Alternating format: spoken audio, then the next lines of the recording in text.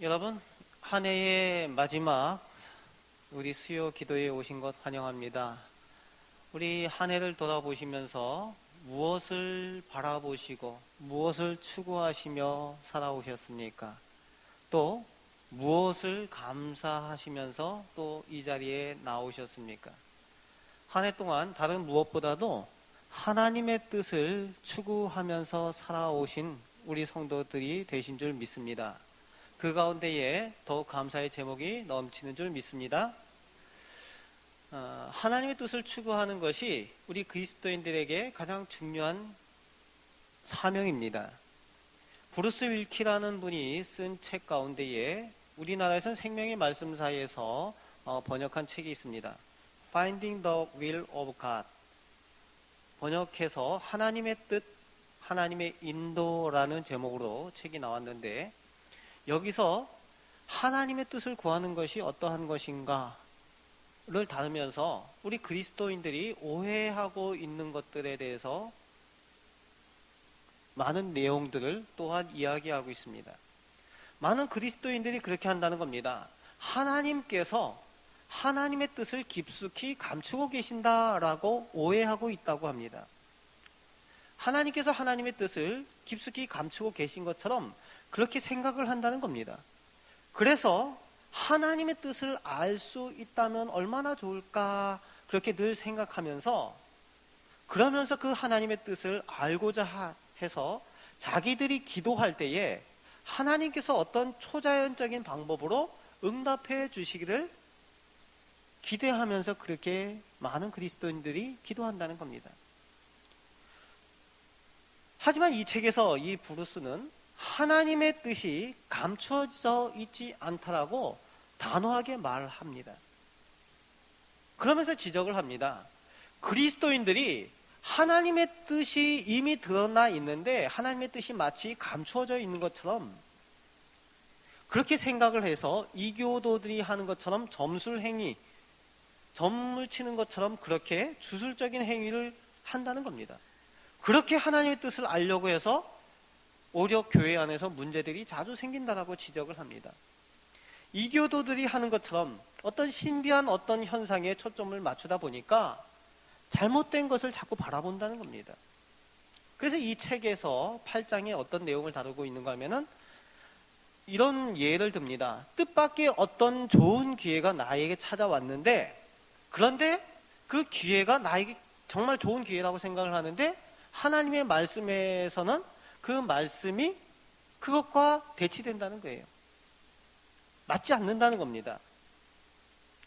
그런데 많은 그리스도인들은 이것이 하나님의 뜻이다, 좋은 기회가 찾아왔으니까 하나님의 뜻이다라고 생각을 한다는 거예요. 여러분, 어떻습니까? 우리들도 그렇지 않습니까? 분명히 말씀에서는 그런 것 같지 않은데 정말 일생일대의 좋은 기회가 왔는데 잡을 것인가 말 것인가, 하나님께서 이것을 나한테 주신 뜻이 아닐까 이렇게 생각하지 않느냐는 겁니다. 그러면서 말합니다. 그것이 유혹이다 라고 말하는 거죠. 하나님의 말씀보다 그 좋은 것이라고 해서, 좋은 기회라고 해서 그것을 중요시해서는 안 된다라고 지적을 하고 있습니다.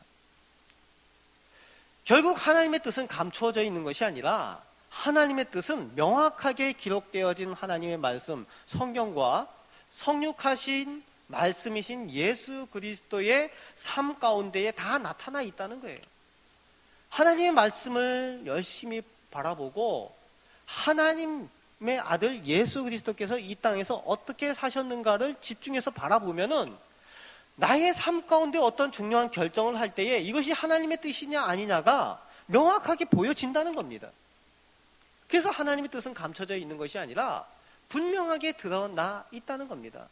그런데 많은 사람들이 그 하나님의 뜻보다는 내가 가지고 있는 욕심과 내가 가지고 있는 눈에 보이는 것들, 그런 이익들 때문에 하나님의 뜻을 거부하려고 하기 때문에 어려움이 생긴다고 하는 겁니다. 그러면서 또 하나님의 말씀을 보면 될 텐데 하나님의 말씀을 보지 않고, 말씀은 안 보고 이교들처럼 이교적인 행위를 하고 무당들이 하는 것처럼 자꾸 그렇게 추구하기 때문에 해서는 안 되는 그런 신비주의적인 그런 행동들까지도 하면서 잘못된 줄 모르고 하게 된다라고 그렇게 지적을 합니다.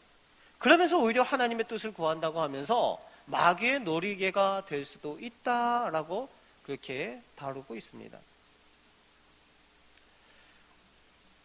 두 종류의 사람이 있습니다. 말씀을 보는 사람과 말씀을 보지 않는 사람.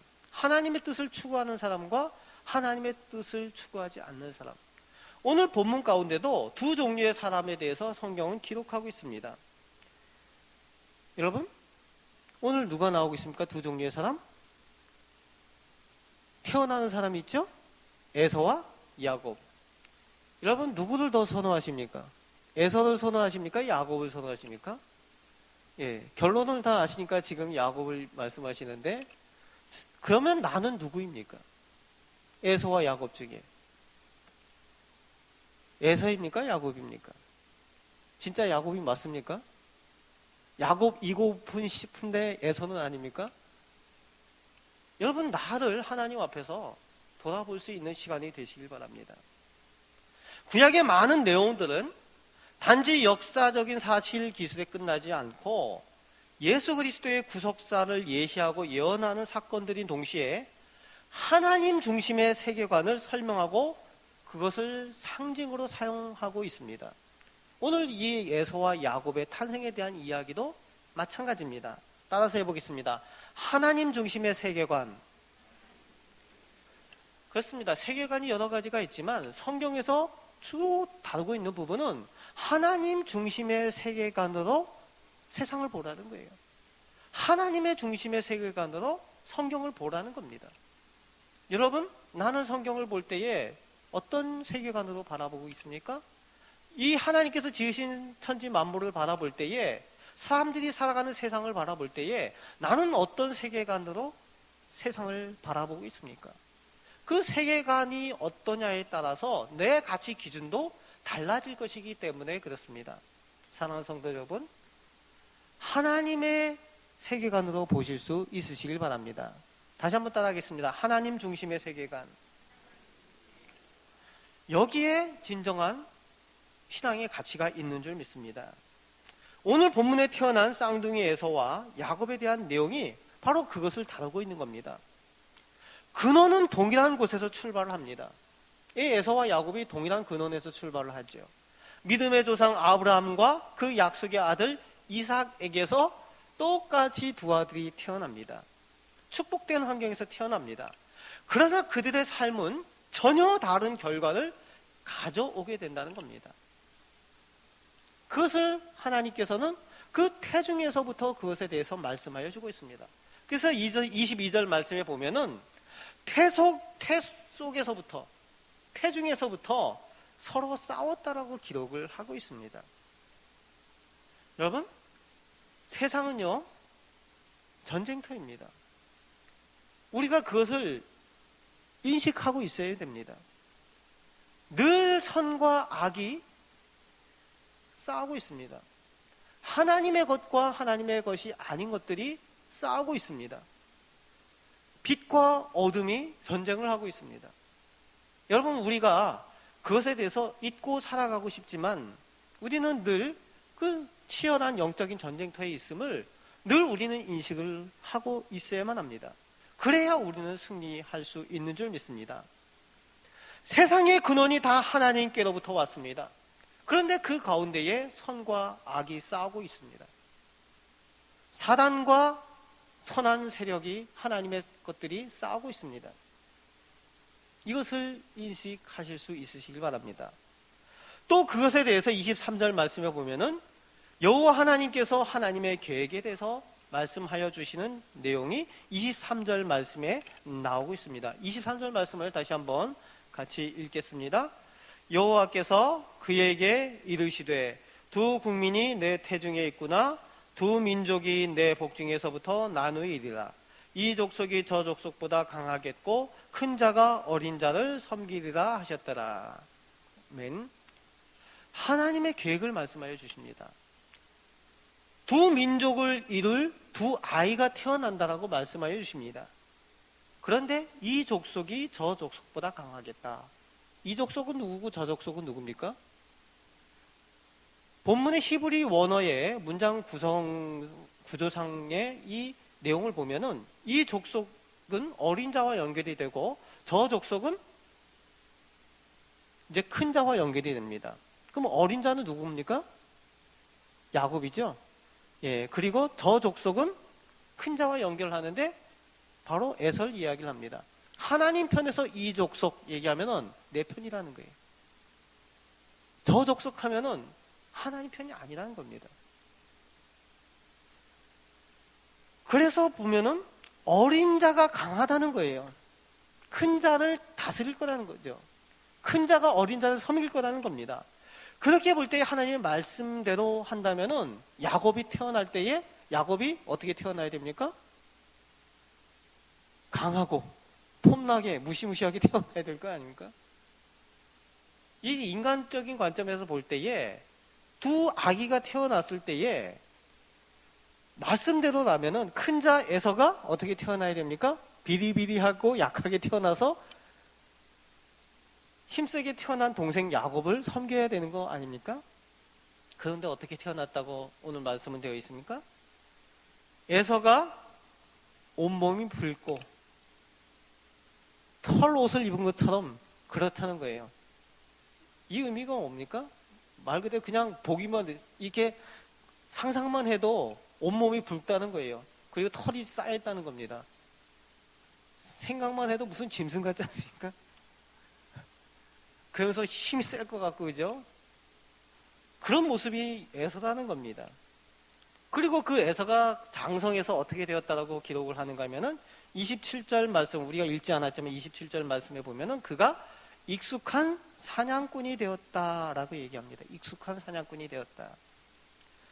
뭐 잘 아시겠지만 그 당시에 이 사냥을 한다는 것, 이 족장시대에 사냥한다는 것 요즘처럼 총이 있는 게 아니죠. 어떤 무기가 있어서 사냥할 수 있는 기술이 있는 것이 아니라 당시에 사냥을 한다면은 어떻게 합니까? 잘 뛰어야 돼요. 우선 잘 쫓아가고 잘 뛰어야 되고 도망가야 돼 또 잘 도망가고 해야 되니까 얼마나 빨리 뛰어야 되는지 모릅니다. 그러니까 100m를 9초에 뛰었는지도 모릅니다. 얼마나 잘 뛰는지 몰라요. 그리고 짐승을 잡으려면 힘이 세고 잘 싸우는 사람이 되어야 된다는 거죠. 그것이 바로 익숙한 사냥꾼입니다. 그래서 에서가 들사람이 되었다라고 말씀을 기록하고 있어요. 들사람이 되었다. 아예 들에서 익숙한 사냥꾼이 되었다는 겁니다. 얼마나 강한 모습입니까? 그런데 반대로 동생 야곱은 어떻습니까? 다르게 표현하지 않습니다. 집에 있기 좋아하는 조용한 사람이라고 기록하고 있어요. 집에 있기를 좋아하는 조용한 사람이다. 자, 우리가 이제 결론은 다 알지만 인간적으로 볼 때에 누가 더 폼나 보입니까? 그래도 야곱이에요? 에서잖아요, 솔직히. 에서가 폼나 보이고 좋아 보이지 않습니까? 당연히 에서지요. 강해 보이고 폼난다. 여기서 우리의 시각과 관점을 점검을 해봐야 되는 거예요. 1년 동안 우리가 추구해오고 우리가 바라보아 왔던 그런 가치가 정말 야곱처럼 그런 것이었는지, 정말 에서와 같이 폼나는 것들, 강한 것들, 그런 것들을 추구해 왔는지 점검해봐야 됩니다. 그리고 우리가 정말 강하다라고 여기는 것들이 정말 강한가? 우리 시각과 관점을 점검해봐야 된다는 겁니다. 정말 우리의 시각이 에서와 야곱 중에 누구를 더 선호하고 있는가? 자, 멀리 이제 에서 야곱 하니까 감이 안 올 수 있죠. 이제 우리의 삶으로 돌아오겠습니다. 한 12년 된 것 같습니다. 저쪽에 화곡동에 있을 때였는데 권사님 한 분이 이제 자녀들이 이제 딸이 둘이 있었는데 관연해서 이제 시집 보낼 때가 됐어요. 그래가지고 선을 이렇게 보는데 이제 큰딸 선을 보는데 두 사람의 선이 들어왔습니다. 이제 이웃에 조금 이렇게 개를 하고 잘 어울려 다니던 이웃의 아주머니가 소개를 했어요. 예, 직장을 다니는데 삼성에 근무하고 있다는 겁니다. 예, 그리고 건강하고 명문대를 졸업해서 집안도 그나마 잘 사는 편이라는 거죠. 그런데 문제가 뭐예요? 이미 잘 아시죠? 교회를 안 다닌다. 또 그 사람 말고 또 한 가정에 선이 들어오는데 어떤 선이 들어왔는가 하면은 다른 교회 권사님을 통해서 선이 들어왔습니다. 중소기업에 다니는데 다른 것은 더 크게 볼 것이 없는데 사람이 성격이 좋고 신앙이 좋다. 자, 누굴 선택하겠습니까? 딸이라. 예. 큰 딸은 선택을 할 때 누굴 선택했는가 하면 신앙이 좋은 중소기업에 다니는 사람 좋은 사람을 선택을 했어요. 그런데 이 권사님 엄마 입장에서 두 사람을 비교가 되는 거죠. 이 순간에는 하나님의 말씀이고 뜻이고 관심이 없어요. 뭘 선택을 합니까? 좀 더 내 딸이 가서 고생 좀 덜 하고 잘 살 수 있는 곳이라는 판단되는 곳에 선택을 하는 거죠. 그런데 큰딸이 말을 안 듣는 거예요. 이 두 번째 사람에게 가겠다는 겁니다. 신앙 좋은 사람에게. 그래서 고집을 피웁니다. 그러면 너만 딸이냐? 그래서 둘째 딸을 이 삼성에 다니는 이 남자에게 소개를 했습니다. 근데 마음에 들었던 모양이에요. 그래서 결혼을 했습니다. 첫째 딸은 그 신앙 좋은 가정, 둘째 딸은 삼성의 그 명문 가정에 갔어요. 그리고 나서 10년 후에 그 가정을 볼 수 있는, 제 입장에서 임상 실험이죠. 임상의 결과를 보게 되는데, 신앙 좋은 남편과 결혼을 한 큰 딸, 가정이 녹록치는 않으니까 열심히 둘이 맞벌이를 해서 열심히 가정을 이루고 아이를 셋을 낳아서 잘 키우면서 신앙생활을 합니다. 남편이 이제 40 초반인데 장로가 되었어요. 그리고 가정이 행복하게 사는 모습, 그런 소식을 전해 듣습니다. 그런데요, 그렇게 행복하길 좋은 조건을 원했던 둘째 딸, 그 가정이 어떻게 되었는가 하면은 이 남편이 신앙이 없으니까 이제 전도하겠다 하는 마음을 가지고 둘째 딸이 갔는데 저는 처음부터 문제가 있다고 봤어요. 왜냐? 자기도 교회 잘 안 나오는데 무슨 전도를 해요. 그래가지고 주일날마다 그냥 이렇게 산으로 들러 많이 다녔죠. 그런데요, 이 돈을 많이 벌다 보니까 이 남편분이 다른 생각이 많이 생기잖아요. 그래서 세상 말로 바람이 났습니다. 그래서 2차 저차 하다가 이게 회복이 됐어요. 그런데 그런 부분에 대해서 부부 관계는 회복이 됐는데 그 다음에 또 문제가 생겼는데 뭔가 하면은 이 대기업들마다 어느 정도 되면은 불어닥치던 바람이 있죠. 다른 바람. 어떤 바람이 붑니까? 명퇴바람. 그래서 그 대상자가 되어가지고 이 대기업에서 위에 나올 수밖에 없는 그런 상황이 되었습니다. 삼성이라고 좋아하고 명문대 나왔다고 좋아했는데 막상 나오니까 할 수 있는 게 뭘 할까요? 요즘에 많이 하는 거? 네, 치킨집. 치킨집을 시작을 했습니다. 치킨집이요, 언제 장사 제일 많이 됩니까? 주말과 주일날 장사가 제일 잘 됩니다. 그러다 보니까 치킨집 하느라 바빠서 역시 또 교회를 못 나오는 거죠. 점점 더 어려워져 갑니다. 주일날 빼먹고 교회도 안 나오고 열심히 치킨집을 하는데 돈이라도 많이 벌어야 될 것 아니에요. 그런데 그 당시가 어떤 상황인가 하면은 명퇴한 사람들이 다 나와서 뭘 사였는가요? 다 치킨집을 세운 거예요. 치킨집. 그 옆에 치킨집, 옆에 치킨집. 점점 더 어려워지는 거죠. 근데 그 권사님을 보면은 제가 얼굴 볼 면목이 없어요. 그때 좀 더 말릴 건 하는 생각이 들고. 뭐 권사님이 선택을 했으니까 어쩔 수 없는 부분이죠. 뭐 이거는 극단적인 예일 수 있지만 오늘 우리들 얘기라는 겁니다. 오늘 우리 자신들 눈이 보기에 어떤 것에 더 가치를 두고 바라보고 있느냐. 여러분 이런 얘기를 해도 우리는 지금 당장 삼성을 택하지 않겠습니까? 우리 지금 당장 우리에게 택하라고 하면은 에서를 택하겠지 않겠냐는 거예요. 여러분 하나님 앞에서 우리가 한 해를 돌아보면서 명확해질 수 있으시길 바랍니다.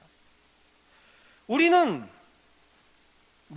입술로는 야곱을 얘기하지만 세상 가치와 보이는 것을 더 강하다라고 생각을 한다는 겁니다. 그것이 더 크다라고 생각을 한다는 거예요. 하지만 오늘 말씀은 큰 자가 어린 자를 섬기리라 말씀하여 주십니다. 보이는 것보다 보이지 않는 것이 더 중요하다고 말씀하여 주고 계신 겁니다. 여러분 육체는 영혼의 지배를 받게 되어져 있어요. 물질은 정신의 지배를 받을 수밖에 없습니다. 육적인 것은 영적인 존재를 섬기게 되어 있는 거예요. 여러분 그것이 성경이고 우리 세상의 진리입니다. 육적인 것을 추구하는 자는 하나님을 섬기든 마귀를 섬기든 둘 중에 하나를 섬기게 돼 있습니다. 그런데 물질을 추구하는 사람은 결국 하나님을 거부한다면 결국 하나님 아닌 다른 우상을 마귀를 선택할 수밖에 없다는 겁니다. 오늘 우리는 무엇을 섬기고 있습니까? 에서와 야곱의 삶과 그 추구하는 목표가 완전히 다릅니다. 에서는 먹고 사는 것, 육체를 추구하는 삶을 산다면 야곱은 하나님의 축복을 추구하는 삶을 살아가는 것입니다. 여러분, 진정 야곱과 같은 삶을 사시길 바랍니다. 하나님의 축복을 추구하는 삶을 사시길 바랍니다. 예, 따라서 하겠습니다. 하나님 축복을 추구하는 삶.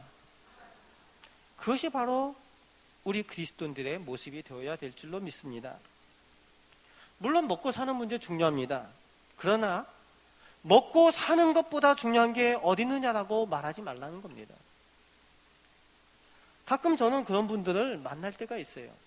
교회 다니는 사람들에게서조차도 그런 말을 들을 때가 있습니다. 먹고 사는 것보다 중요한 게 없다라고 말씀하시는 분들이 있어요.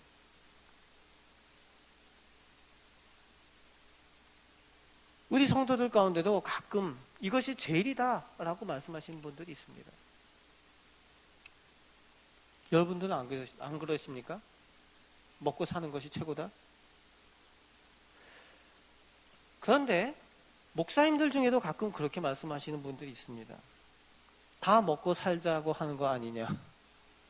다 먹고 살자고 하는 거 아니냐? 그렇게 말씀하시는 분들이 있으면은 저는 그분을 다시 한번 만납니다.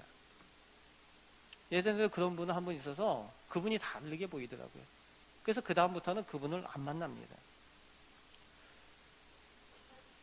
영적인 지도자가 성경과 하나님의 말씀을 전하는 분 입에서 나올 말이 있고 안 나올 말이 있는 건데 다 먹고 살자고 하는 일이다 라고 얘기한다면 결국 자신이 그걸 위해서 하신다는 얘기 아니에요. 뭐 제가 이제 오해하지 마시고 들으시길 바랍니다. 저는 이런 부분이 좀 명확하기 위해서 노력을 합니다. 전 지금까지 먹고 살기 위해서 목회를 한 적이 없어요.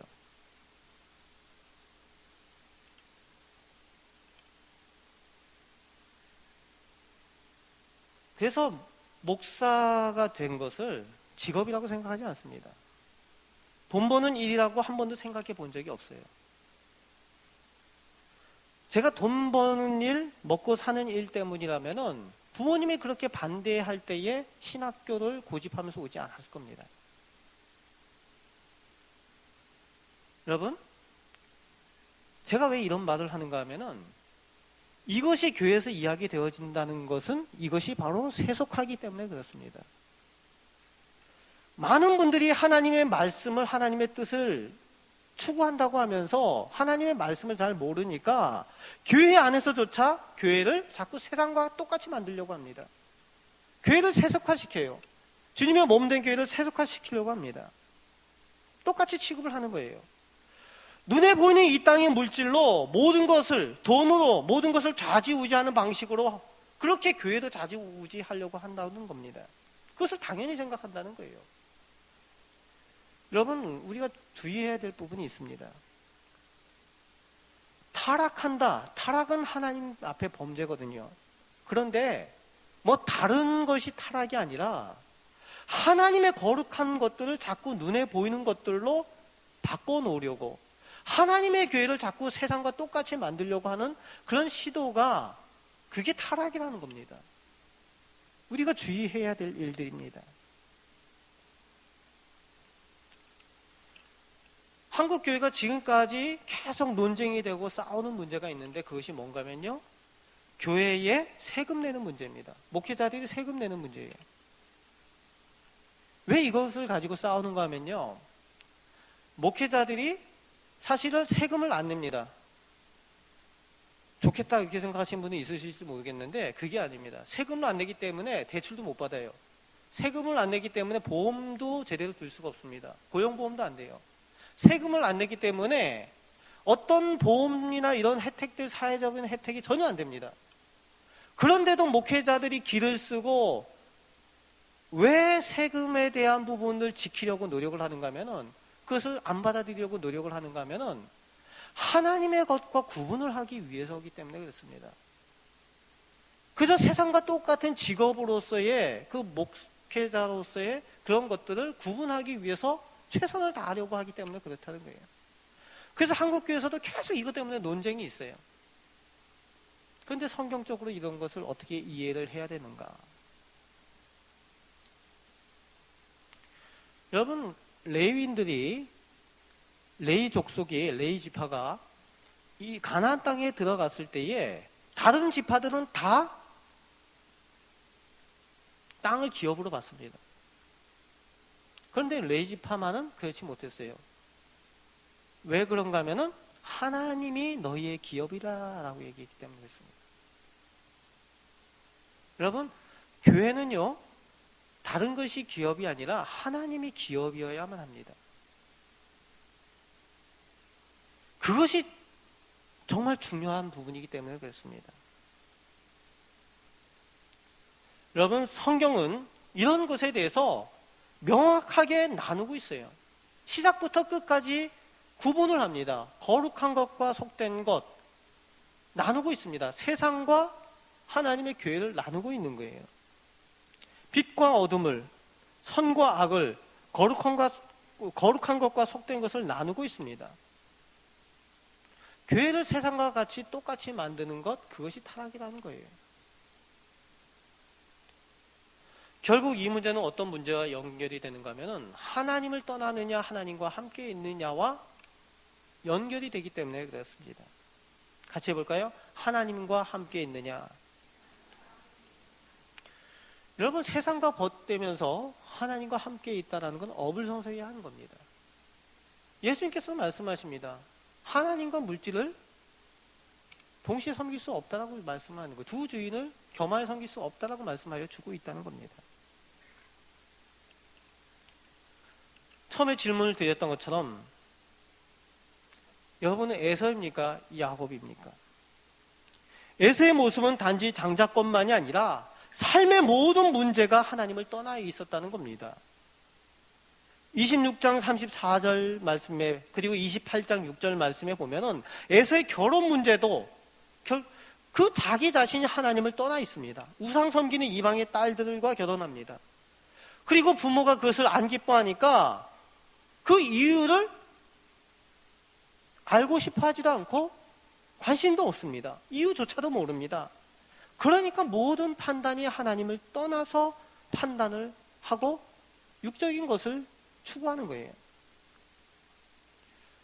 결국 그런 에서가 아버지 이삭에게 축복이라고 받게 되는 것도 27장 40절의 말씀에 보니까 축복이라고 한마디 얻은 게 뭔가 하면은 너는 칼을 믿고 생활하겠고 라고 기도를 받습니다. 너는 칼을 믿고 생활하겠고. 이게 무슨 축복입니까? 무슨 뜻입니까? 칼을 믿고 생활하겠고 남을 해치고 생명을 빼앗는 것을 통해서 살아간다는 겁니다. 그런 노력 가운데에 피를 흘리는 것들 가운데에 삶을 살 거라는 거예요. 에서와 그 후손 에돔 족속이 어떻게 살았는가 하면은 높은 바위 틈 사이에서 살아가는 민족이 되었다는 겁니다. 산적들이죠. 산적들의 모습을 가지고 살아간 민족이 바로 에서의 민족이에요. 칼을 믿고 생활하겠고. 여러분, 야곱이 보이기에는 연약하지만 야곱은 보이지 않는 것을 그의 삶 가운데 추구를 했습니다. 그것이 뭡니까? 하나님의 약속입니다. 하나님의 축복입니다. 영적인 축복입니다. 결국 이것을 추구했을 때에 야곱은 모든 것을 가진 사람이 되었어요. 무엇을 가졌기 때문에? 하나님을 가졌기 때문에. 에서는 하나님을 잃었고 야곱은 하나님을 가졌습니다. 여러분, 하나님을 가진 사람이 모든 것을 다 가진 줄 믿으시길 바랍니다. 여러분, 하나님 아버지를 소유하신 우리 성도들이 되시길 바랍니다. 한 해 동안 무엇을 추구하시고 무엇을 소유하면서 누리며 살아오셨습니까? 에서는 눈에 보이는 것을 위해서 하나님을 바꾼 사람이었습니다. 그러나 야곱은 하나님을 얻기 위해서 자기의 편했던 것을 다 포기한 사람이었어요. 여러분, 야곱과 같이 하나님을 추구하고 하나님을 소유한 그런 삶, 그 가운데 하나님께서 주시는 감사의 은혜를 누리실 수 있는 우리 성도들 되시길 바랍니다. 이제 2016년을 돌아보면서 얼마나 하나님과 동행하여 왔는지 돌아보시고 2017년을 준비할 때에 하나님을 추구하면서 하나님을 소유하면서 살아가겠다라고 결단하실 수 있는 귀한 축복의 시간들 되시기를 주님의 말씀으로 축원합니다.